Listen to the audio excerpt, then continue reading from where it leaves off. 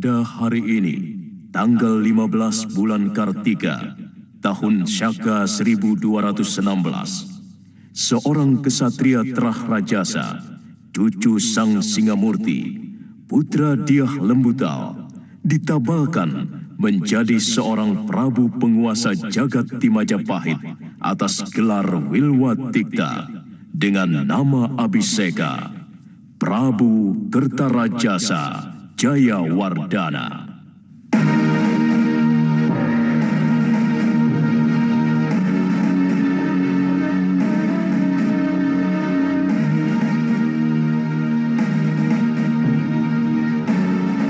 Sang Prabu akan melindungi kebebasan kaum Hindu memuja Siwa dan kaum Buddha melakukan ajaran agamanya. Sang Prabu akan memajukan negeri Wilwatikta menjadi negeri yang makmur untuk rakyatnya dan adil dalam menjalankan Undang-Undang Uttaramanawa Dharma Sastra yang menjadi acuan dalam melaksanakan kehidupan seluruh rakyat.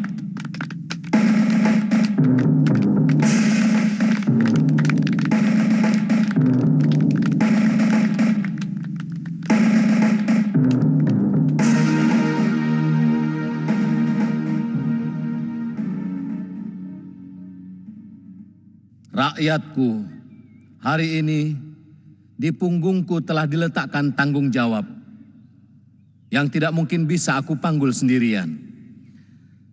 Sebagai seorang Prabu yang menginginkan kejayaan Wilwatikta, maka saya mengangkat beberapa mantri dan mahamentri. Sebelumnya, saya telah mengangkat beberapa rakrian menteri yang dipimpin oleh Rakrian Patih Ridaha, Paman Lembusora. Mantri Pranaraja adalah Empu Sina. Rakrian Mantri Nayapati, Empu Lungguh. Dan Rakrian Mantri Nusantara, Arya Adikara atau Arya Ranggalawe, merangkap sebagai Adipati di Tuban.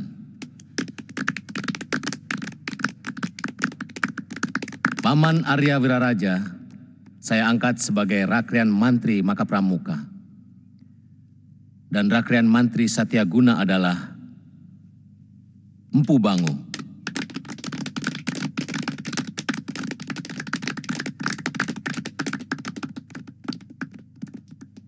Sekarang, saya akan menunjuk Rakrian Mantri Sang Pancari Wilwatikta.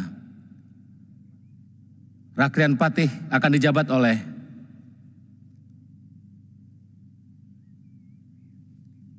Empu Nambi.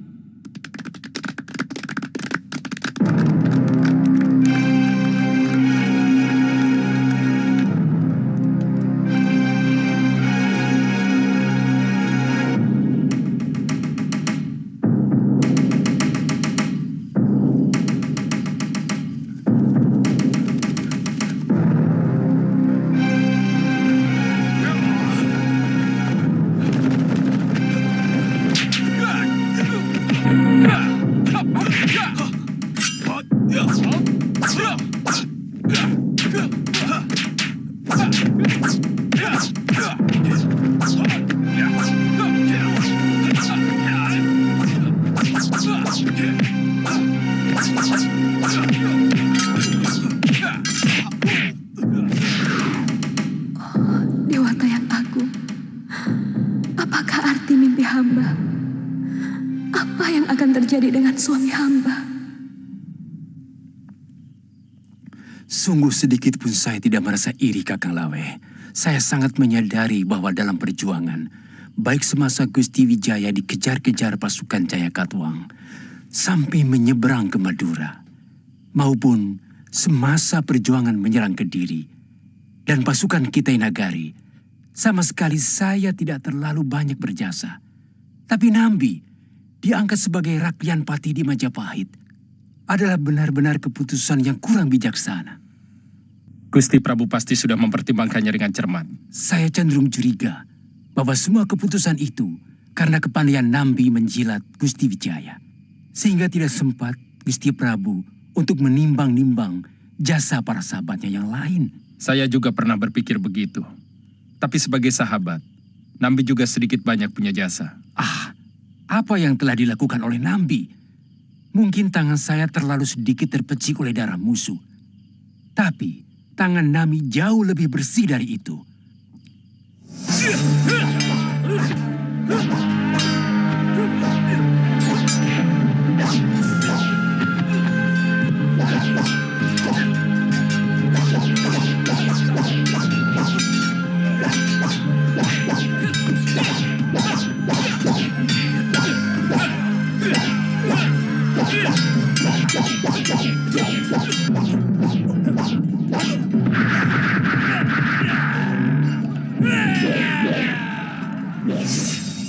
Mestinya Paman Lembu Sora jauh lebih tepat daripada Nambi.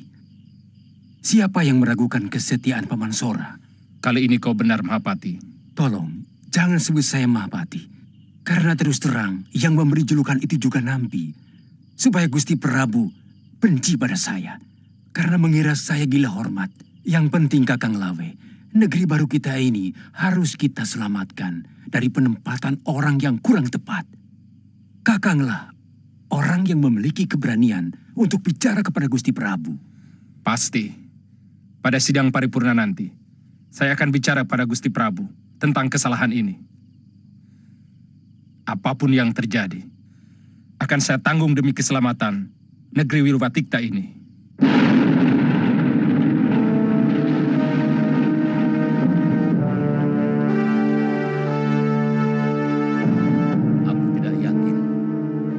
Rangga Lawe bicara begitu.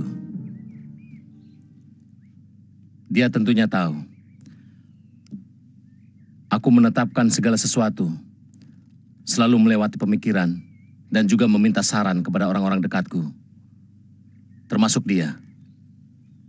Hamba hanya menyampaikan semua yang dia ucapkan, Gusti. Mungkin Rangga Lawe mengukur segala sesuatu dengan otot. Dan menurut penilaian Rakyan Pati, pemikiran Nambi jauh lebih Gusti butuhkan daripada kekuatan ototnya. Tentu. Tidak pantas orang Rakyan berpikiran picik begitu. Barangkali memang sudah begitulah wataknya, Gusti.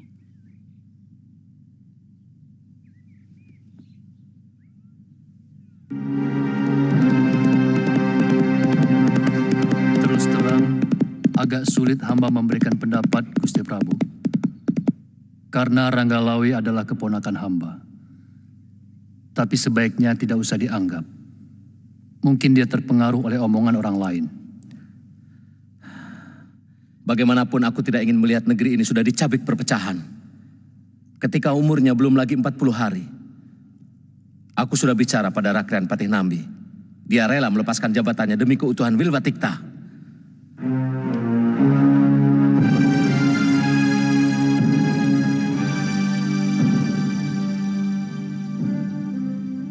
Ampun Gusti Prabu, hamba terlambat. Tidak apa-apa. Mestinya dari kemarin kamu sudah harus berada di kota raja.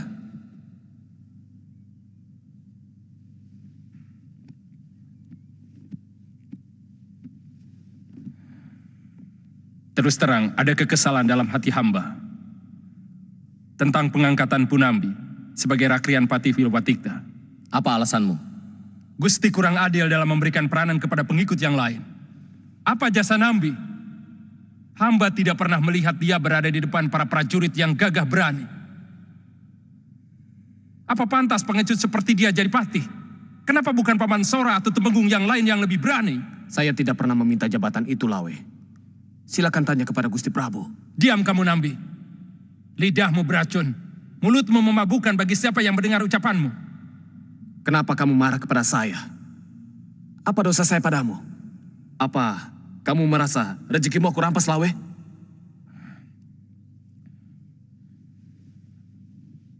Saya tantang kamu, Nambi. Ayo, kulit siapa yang lebih keras?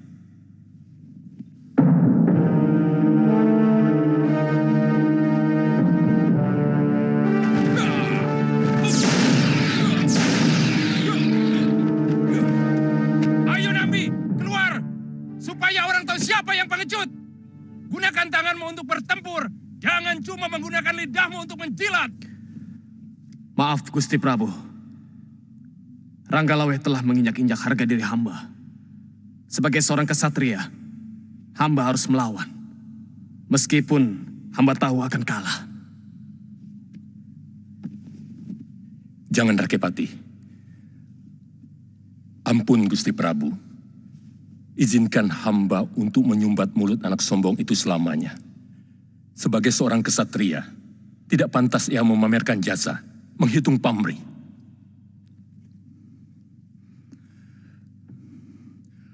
Gusti Prabu, biar hamba yang meredakan amarah anak itu. Dia hilap, Gusti. Dia pasti sedang hilap. Ada orang yang telah mempengaruhi pikirannya. Sebab hamba yang tahu wataknya. Ranggalawe tidak memiliki sifat iri hati, apalagi dengki. Silakan, Paman Sora.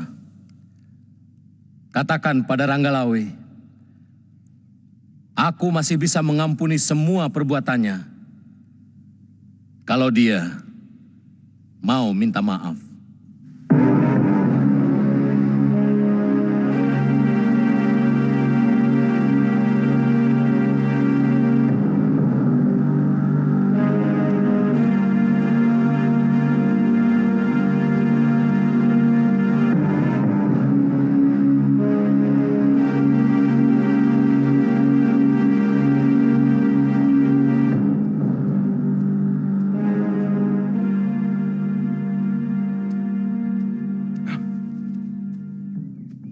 Lawe,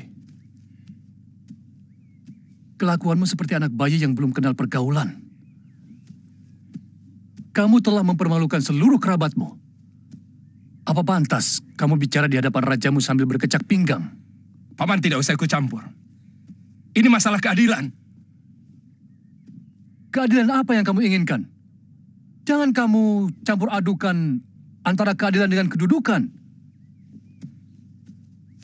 Kamu ingin jadi Rakrian Patih Wilwatikta, Lawe? Iya. Saya tidak pernah iri, Paman. Saya cukup bahagia sebagai Rakrian Mantri Nusantara dan Adipati Tuban. Tapi pangkat Nambi sebagai Patih benar-benar tidak adil.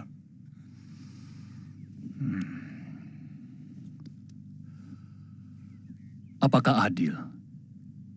Kalau misalnya akibat perbuatanmu ini, saya dikucilkan Sang Prabu dan seluruh Rakrian di Wilwatikta. Apakah adil kalau karena akibat perbuatanmu ini, Kakang Wiraraja menjadi berseteru dengan Gusti Prabu?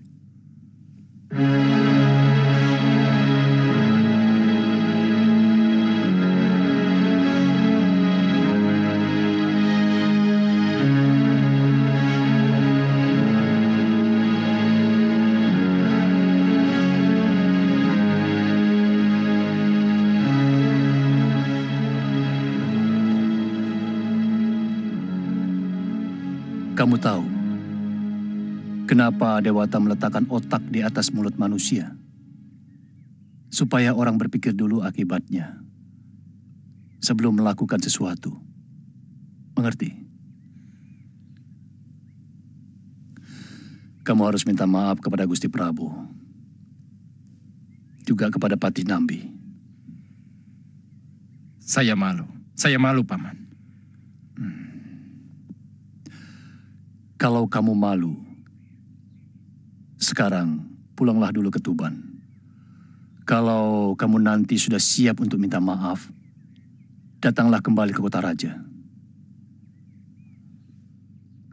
Para Rakrian Menteri, lebih baik kita lanjutkan pembicaraan kita menyangkut keutuhan negeri kita ini. Ternyata lebih sulit untuk menjaga daripada merebut sebuah kekuasaan. Aku bisa mengerti kenapa Ranggalawe kecewa, menganggap aku tidak adil, karena mengangkat Nambi yang kurang pandai bertempur. Karena ukuran Ranggalawe, seorang yang hebat adalah yang sakti mandraguna. Padahal saya lebih membutuhkan Nambi menggunakan pemikiran-pemikirannya. Karena sebuah negeri yang baru membangun sangat membutuhkan pemikiran.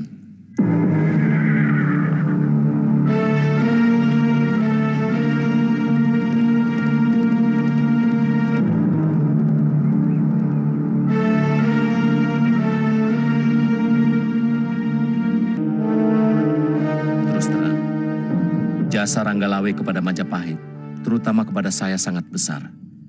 Jadi sebenarnya sangat wajar kalau dia bertingkah seperti itu. Saya berpikir, apa tidak sebaiknya jabatan Mahapati saya ganti? Terus terang, Ranggalawe mampu menerima jabatan itu. Tidak, Gusti. Sabda seorang raja adalah hukum. Oleh karena itu tidak boleh berubah-ubah. Akibatnya, rakyat tidak percaya lagi kepada rajanya. Gusti tidak perlu cemas. Kalau ada apa-apa dengan Ranggalawe, hamba dan Kebo Anabrang yang akan menyelesaikannya. Kenapa Paman bicara begitu? Kalau semua orang yang merasa berjasa kepada negerinya menuntut imbalan, maka negeri ini akan menjadi kepingan tanah yang dikotak-kotak sebagai milik orang yang mengaku pejuang itu. Tidak akan pernah ada negeri yang bernama Majapahit. Hamba yakin orang seperti itu memang ada, dan orang itu yang mempengaruhi jalan pikiran Ranggalawe.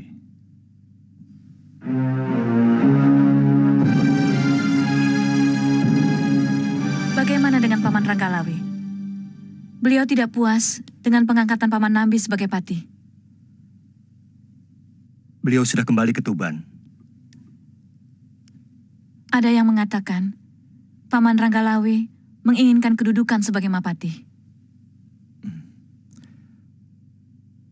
Saya kurang yakin itu. Setahu saya, beliau adalah orang yang sangat tulus. Pangkat atau jabatan bisa saja merubah ketulusan menjadi kedengkian. Mungkin beliau tidak menginginkan jabatan itu.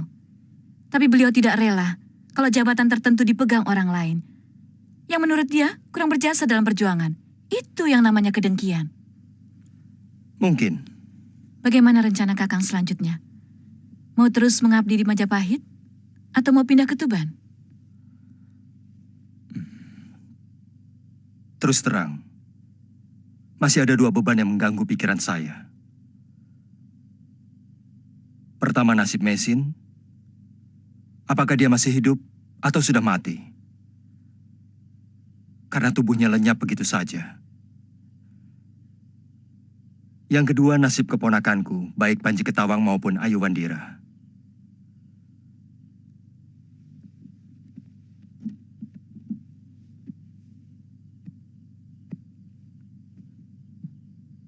Sebenarnya ingin sekali saya mencari mereka.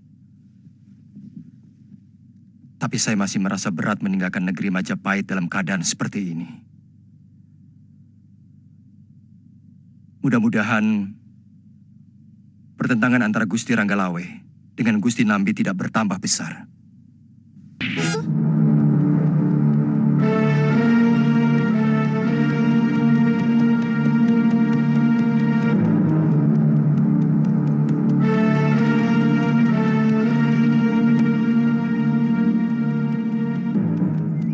Jelasnya, Kita tidak boleh melakukan gerakan apapun kalau pihak Majapahit tidak memulai. Baik ke arah perdamaian ataupun ke arah peperangan. Saya sudah menempatkan Telik Sandi di kota raja. Ampun, Gusti. Ada apa? Kanjeng Gusti Arya Wiraraja sedang menuju kemari, Gusti.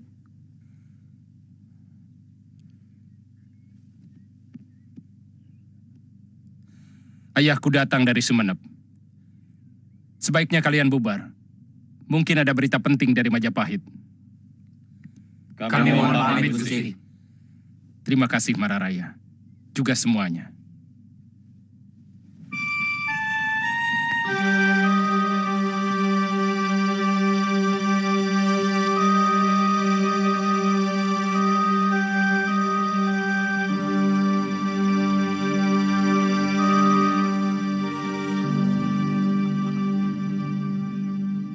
Sebaiknya memang tidak usah meladeni sikap Ranggalawe.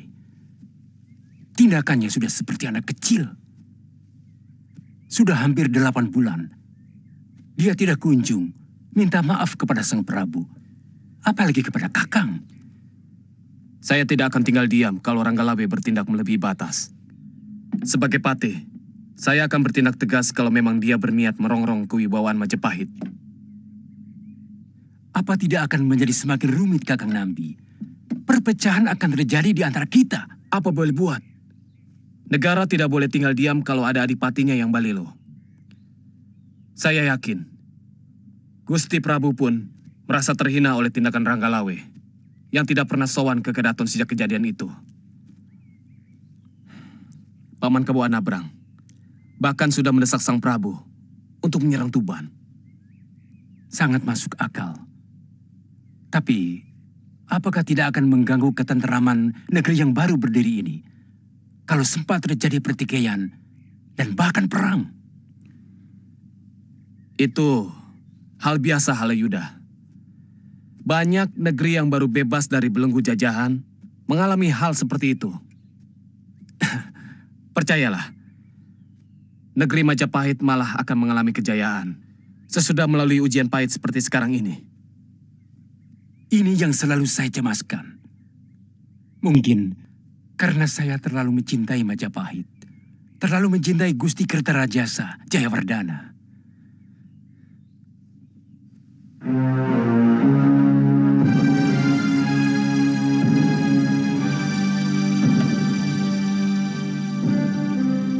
Kupingku budek mendengar berita-berita tentang kamu, Lawe.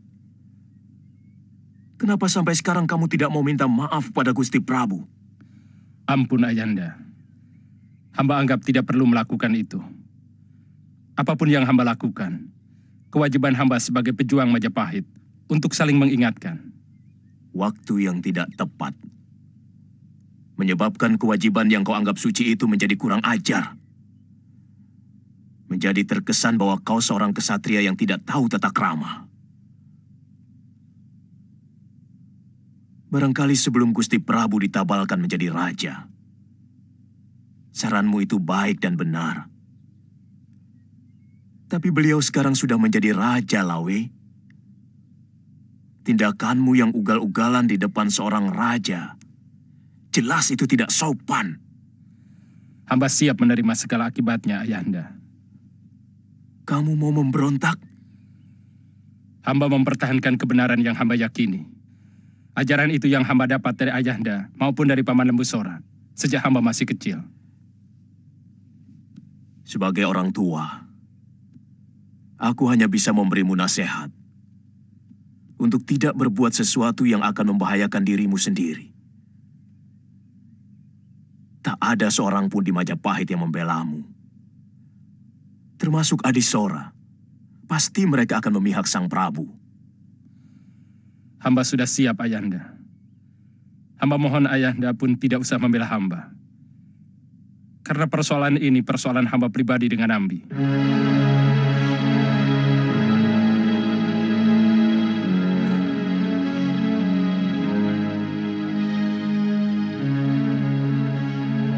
Mesin, bagaimana nasibmu sekarang?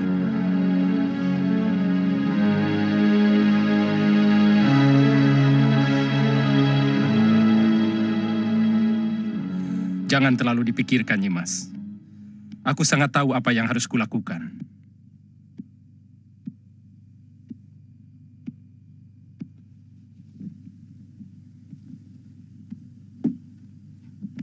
Apa tidak lebih baik Kanda Adipati memohon ampun kepada Baginda Prabu?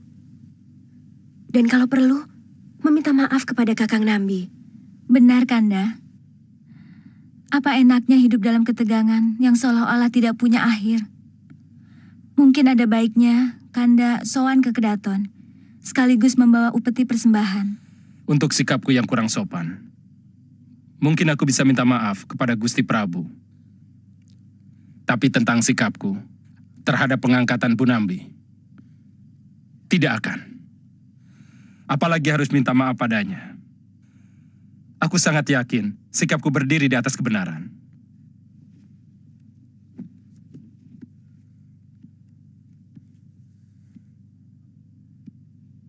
Kalau kamu sudah besar, kamu harus memiliki sikap seperti ayahmu Kuda Anjampiani. Seorang kesatria harus teguh pada pendiriannya.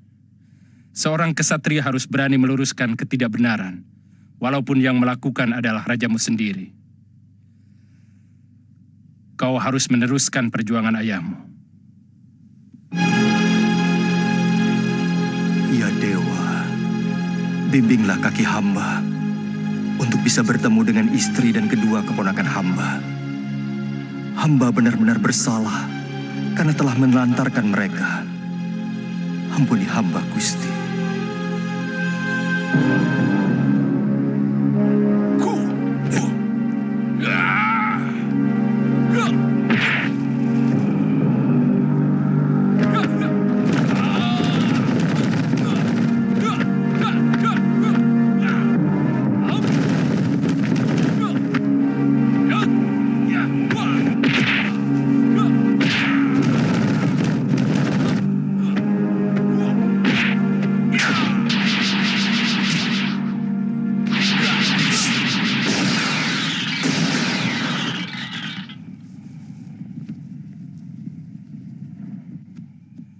Baik, taruhlah perbuatan saya yang dulu itu salah. Apa karena kesalahan itu, Prabu akan melorot jabatan yang beliau anugerahkan kepada saya sebagai Rakrian Mantri Nusantara dan Adipati Tuban? Apa begitu sabda seorang raja? Itulah yang tidak saya mengerti. Gusti Prabu menganggap sikap Kakang Lawe yang selama ini tidak pernah lagi mau menghadap sebagai pembelotan. Bukankah Gusti Prabu sendiri yang membuat aturan bahwa penghadapan seorang adipati cukup setahun sekali? Kecuali ada undangan khusus. Mungkin sebagai Rakrian Mantri Nusantara. Itu pun ada aturannya. Siapapun akan menghadap kalau ada surat panggilan dari Rakrian Kanuruhan. Karena beliaulah yang menjadi penghubung antara Prabu dan bawahannya. Tapi... Sudahlah. Kalau memang mereka sudah berniat untuk menyingkirkan aku, apapun yang kulakukan tidak akan pernah ada benarnya. Terserah. Apapun yang dilakukan Gusti Prabu, saya siap menerimanya. Bagaimana kalau Patih Nambi mengirimkan pasukannya kemari? Saya lihat Kebo Anambrang sedang sibuk mempersiapkan pasukannya. Saya seorang kesatria. Pantang membiarkan orang menyerang tanpa memberikan perlawanan. Aku sudah siap menghadapi hal yang pahit sekalipun.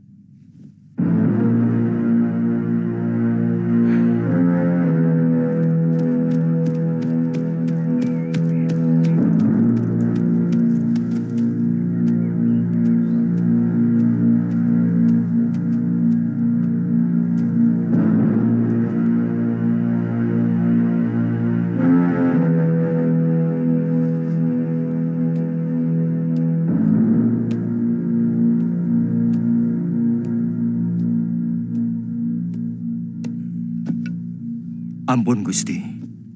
Siapa yang menyuruhmu kemari? Hamba datang sendiri, Gusti. Mau apa? Memberi nasihat kepadaku, supaya mohon ampun kepada Baginda Prabu. Hamba datang karena bingung, Gusti. Kesatria tidak boleh bingung untuk menentukan di mana kakinya harus berpijak. Menurut hamba tidak semudah itu, Gusti. Karena kedua tempat berpijak itu bukanlah pijakan yang baik. Maksudmu? Saya pernah mendengar seorang satria juga harus mendengar dan menghormati naluri hatinya sendiri. hamba akan berdiri di luar lingkaran. Hamba hanya akan menjadi saksi pertikaian dua kebenaran. Dan tidak satu pun yang ingin hamba bela. Lalu buat apa kamu kemari? Bagi hamba, Gusti adalah guru dari segala sikap kesatria. Itulah sebabnya kenapa saya harus pamit secara baik-baik. Saya senang mendengar jawabanmu, Kamandanu. Kamu berani meyakini sesuatu yang kamu anggap benar, dan dengan tegas membela keyakinanmu. Begitulah sebenarnya sikap seorang kesatria. Maaf, Gusti. Hamba tidak bisa menyertai Gusti. Saya bangga dengan ketegaran sikapmu. Kamu tidak usah mencemaskan aku, karena semua yang kulakukan, maupun apa yang terjadi, adalah suratan Dewata Agung. Semoga Dewata selalu melindungi keselamatan Gusti. Terima kasih, Kamandanu.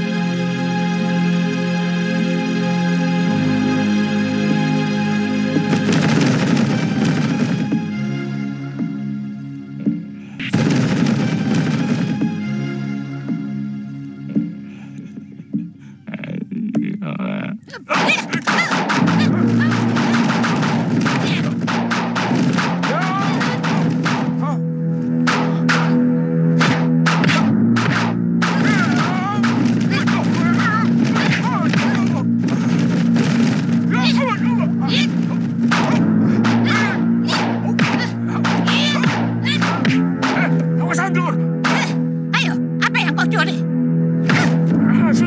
Apa? Sudah mencuri tak mau menjelaskan. Kamu.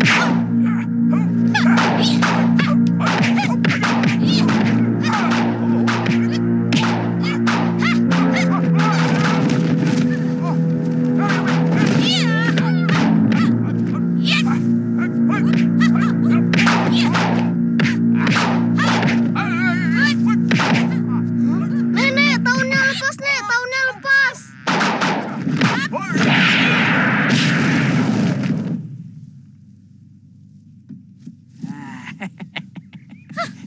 Ternyata sudah tua kau masih naksir juga. Dasar sombong. Kamu nyarinya kemana saja? Seluruh hutan di kawasan ini, saya sudah ubek-ubek Nini Cerewet. Yang saya khawatir, Nini Mesin benar-benar sudah tewas. Jangan bicara seperti itu, sombong. Lelaki kok mudah menyerah. Mulai besok, saya yang cari Nini Mesin. Dan kamu yang jaga Iwandira dan Panji Ketawang. Jangan Nini, jangan. Kamu kan tahu saya tidak bisa bikin bubur, tidak bisa menyuapi anak kecil. Nanti kalau Ayuwandira mencret-mencret, bagaimana? Makanya, jangan suka nyepelekan kaum wanita. Banyak hal hanya kaum kami saja yang bisa melakukannya, sombong. Panji, Ya, Kek. bawa kantong kakek kemari. Ini, Kek. Nah, ini madu pesananmu, Nini. Taruh di dalam. Saya sedang repot membuat tepung beras. Ya, ya.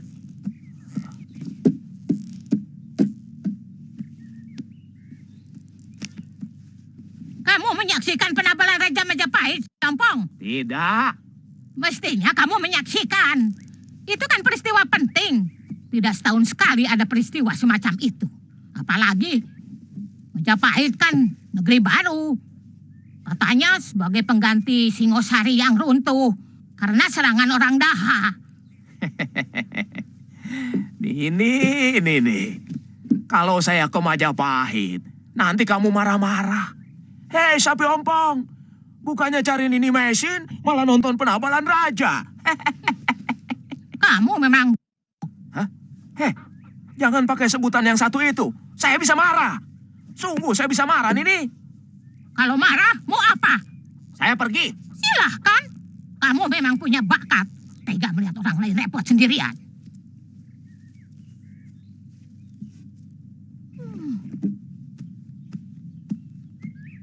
Kau belum juga pergi? Ayo, silakan. Jangan kamu pikir saya tidak mampu membesarkan kedua anak ini. Saya paling sakit hati kalau dibilang goblok nih. Dulu kakak seperguruan saya, terpaksa saya bunuh karena setiap hari mengata-ngatai saya goblok. Oh, jadi kamu ancam saya? Mau membunuh saya? Iya, bagus. Jadi semakin jelas niatmu. Ya, tidak begitu, Tony. Cuma itu loh, Boya jangan di saya. Saya minta maaf. Terus terang, tujuan hamba ke sana sebenarnya untuk menasihati Kakang Lawe. Bagaimanapun Majapahit yang damai akan lebih perkasa daripada kalau terjadi perpecahan. Untuk itu, hamba mohon maaf karena telah bertindak lancang. Itu semua karena ketulusan hamba. Bagaimanapun juga, Rangga Lawe dan Kakang Nambi adalah sama-sama pejuang Majapahit. Tindakanmu sangat benar, Halayuda. Saya berterima kasih untuk itu. Hanya sayang, hamba menghadapi Batu Karang. Rangga Lawe benar-benar keras kepala. Dia bahkan sedang menyusun kekuatan untuk berontak melawan Gusti. Begitu maunya. Maafkan kegagalan hamba, Gusti. Kamu tidak salah, Halayuda. Rangga Lawe sudah mencampakkan kesabaranku.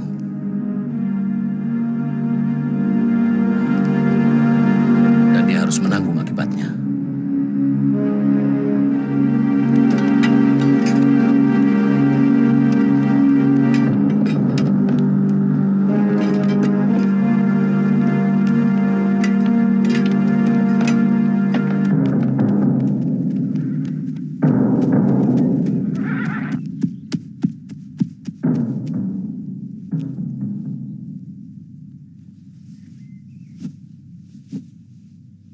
Kakang Nambi,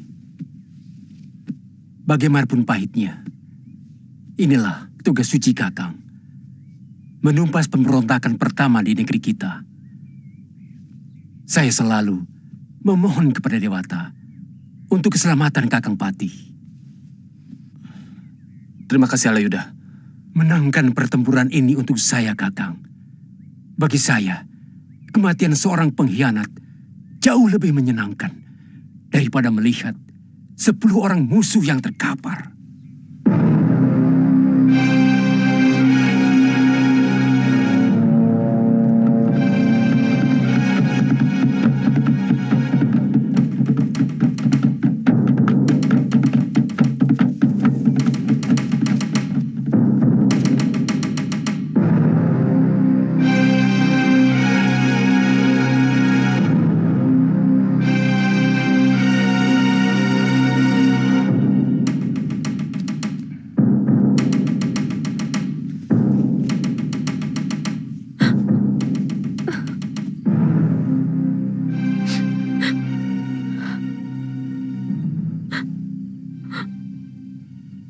Martaraga, ada apa?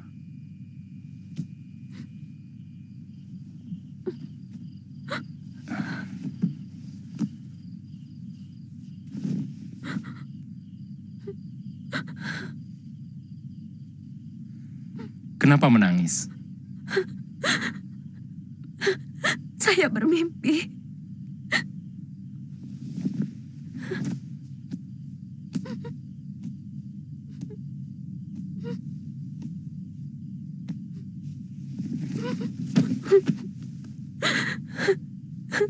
Saya sedang memetik kembang di taman bersama Kakang.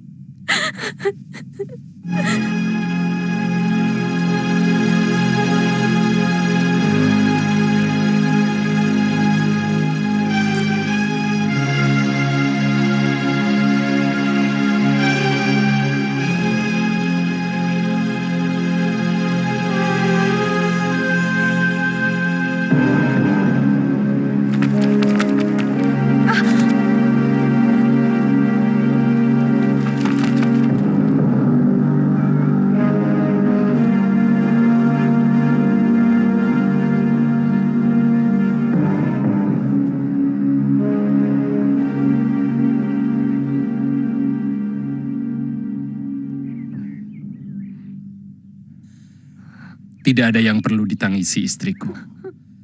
Itu kemurahan Dewata yang telah memberikan pertanda padamu.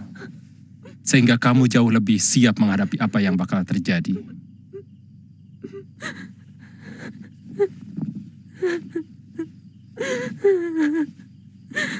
Saya tidak menangisi nasibmu, Kakang. Saya sedang menyesali akhir dari pengabdian Kakang. Apa perlu? Kenapa nasib Kakang harus berakhir sebagai pemberontak?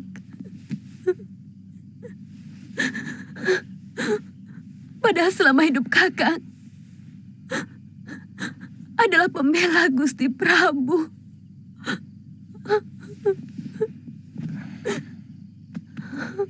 Karena Sang Prabu juga manusia, Martaraga, yang lebih senang mendengar pujian daripada nasihat.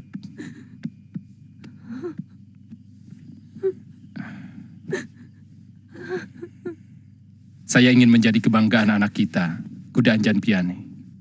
Gugur sebagai pemberontak yang memiliki keharuman seperti bunga dalam mimpimu.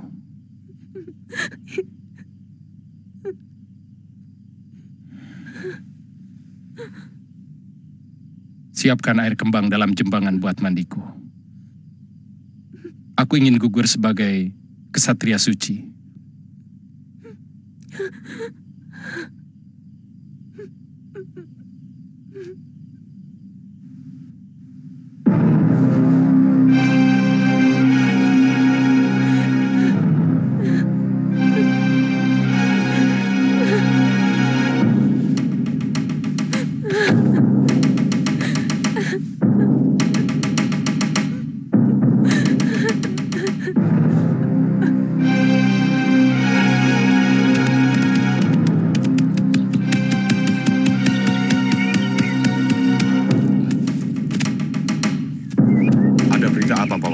Pasukan Majapahit sudah menuju kemari.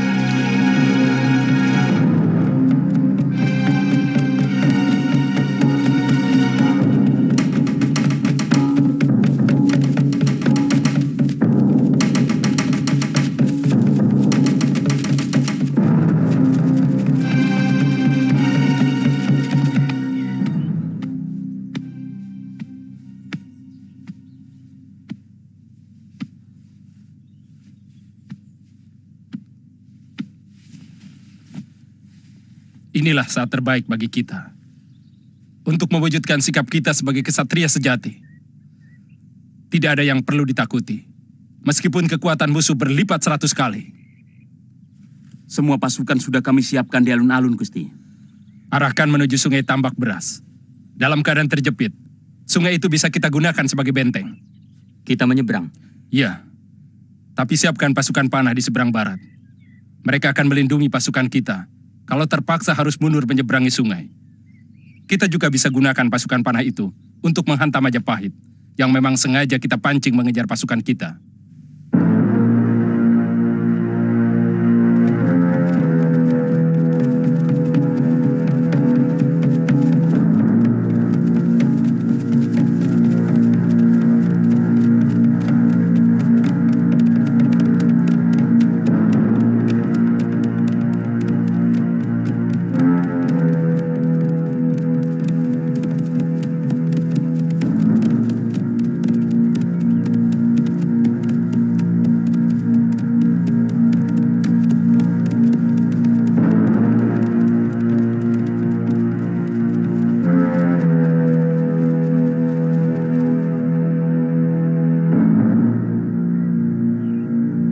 Gusti Dewata Agung, lindungilah suami hamba dari perbuatan pengecut. Tetapkanlah dharmanya sebagai ksatria sejati.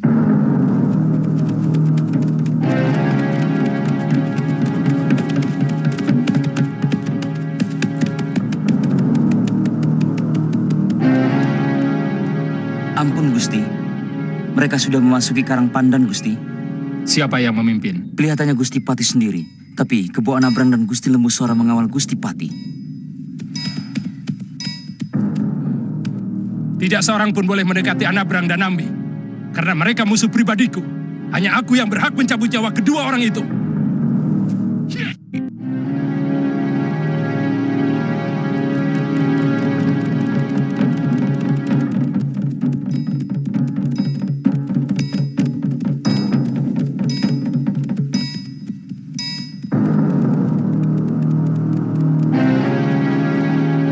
Pasukan panah di tebing sungai. Jangan nyebrang, meski pasukanku menang. Baik, Gusti. Kecuali pasukan panah. Yang lain menyeberang. Kita berperang karena diserang. Pertahankan kehormatan kita habis-habisan.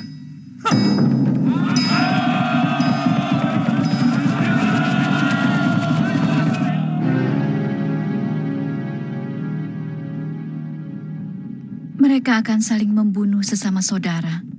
Padahal rasanya baru kemarin, mereka saling bahu-membahu melawan Kediri dan bala tentara Kitai Nagari. Ya. Sebenarnya, siapa yang patut disalahkan, Kakang? Hawa nafsu. Dia selalu mempengaruhi hati manusia untuk merasa benar sendiri. Dia akan menutupi semua celah kejujuran dari pikiran manusia. Ada yang mengatakan bahwa Gusti Ranggalawe tiba-tiba berubah setelah dia Halayuda bertandang ke kediamannya. Sementara banyak pejabat yang bergunjing bahwa dia Halayuda kecewa karena tidak mendapat jabatan apapun. Saya juga dengar selentingan seperti itu. Tapi apa mungkin Gusti Ranggalawe bisa begitu mudah terpengaruh? Jadi, sebenarnya apa yang menyebabkan Gusti Ranggalawe nekat memberontak, Kakang? Bisa jadi Gusti Ranggalawe merasa malu karena telah melakukan perbuatan tercela. Dengan berlaku kurang sopan di hadapan Gusti Prabu dan para pembesar kerajaan yang lain.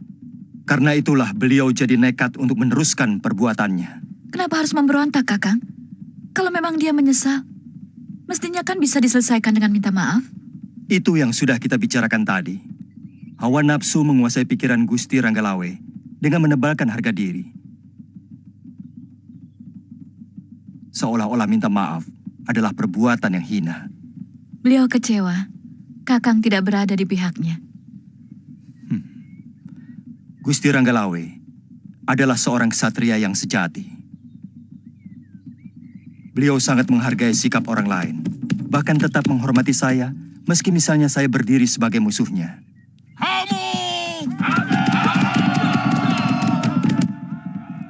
Kita serang mereka begitu sampai di seberang sungai. Boleh saya bicara dulu kepada Ranggalawe, Anabrang? Apa perlu, Kakang? Jelas dia membangkang kepada Sang Prabu. Ini usaha terakhir menyadarkan dia. Bagaimanapun, Ranggalawe pernah berjasa kepada Sang Prabu. Bagaimana Adipati? Kakang Lembusora mau mencoba menyadarkan Ranggalawe sekali lagi. Silakan Paman. Saya pribadi tidak pernah menghendaki perang. Ranggalawe yang memulai semua ini.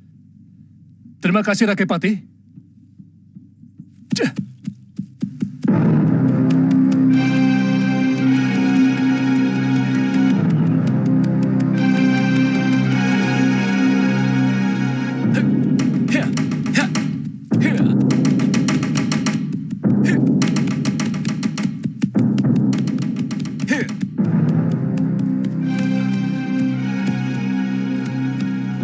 Seseorang menuju kemari, Gusti.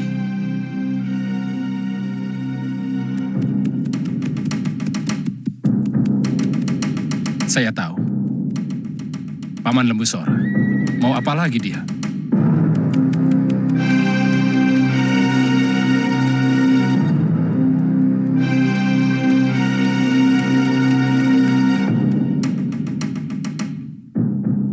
Ada apa, Paman? Lawe, Aku sengaja minta waktu kepada Patih Nambi. Aku ingin bicara dengan kamu. Karena ini menyangkut begitu banyak nyawa orang. Silahkan bicara, Paman. Saya hanya membeli. Kami tidak mau mati konyol hanya berdiam diri. Sementara tentara Majapahit ingin menghancurkan kadipaten saya. Jangan diputar balik. Kami melakukan ini karena kamu mempersiapkan pasukan untuk berontak. Paman cukup kenal siapa Ranggalawe. Pantang mulut ini bicara bohong. Asal Paman tahu bahwa saya menaruh lebih dari 100 telik sandi di Majapahit. Mereka melaporkan bahwa Gusti Prabu mengirimkan tentara untuk menumpas kami. Aneh. Ada yang melaporkan kepada Gusti Prabu bahwa kamu tetap tidak berniat minta maaf dan mempersiapkan makar. Tapi benar kan bahwa kamu tidak berniat untuk meminta maaf atas perbuatanmu tempo hari? Benar, Paman. Daripada putih mata, lebih baik putih tulang. Supaya tidak banyak jatuh korban, saya tantang Nambi atau Kebo Anabra.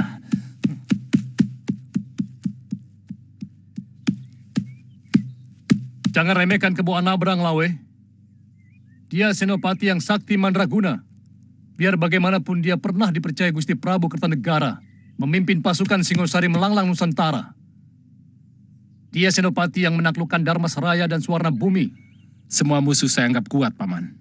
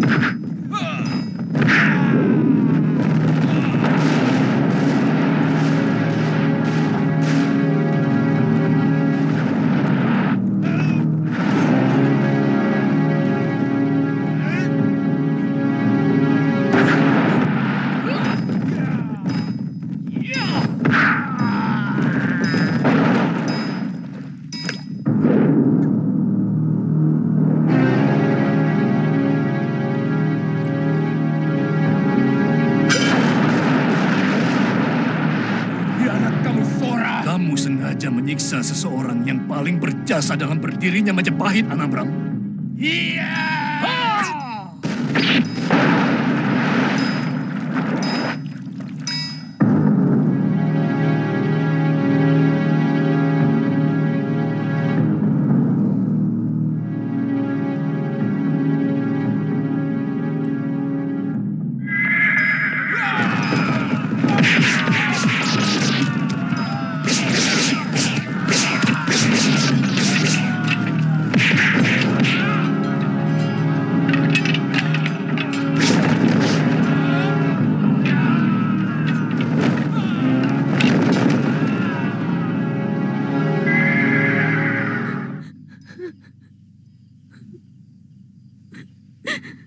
Selama ini saya hanya menunggu berita duka itu.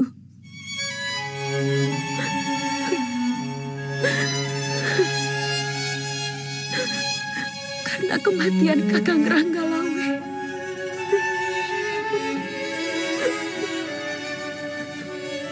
Sudah jelas dikabarkan lewat mimpi-mimpi saya. Sekarang apa yang harus kami lakukan, Gusti Putri? Kita tunggu semua hukuman dari Sang Prabu.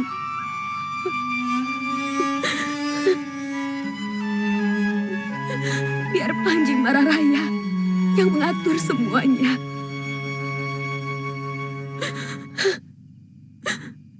Kakang Ranggalawe telah bicara banyak padanya. Sang Panji perlu dipanggil kemari, Gusti. Biarkan dia berkabung sendirian malam ini. Baik, Gusti.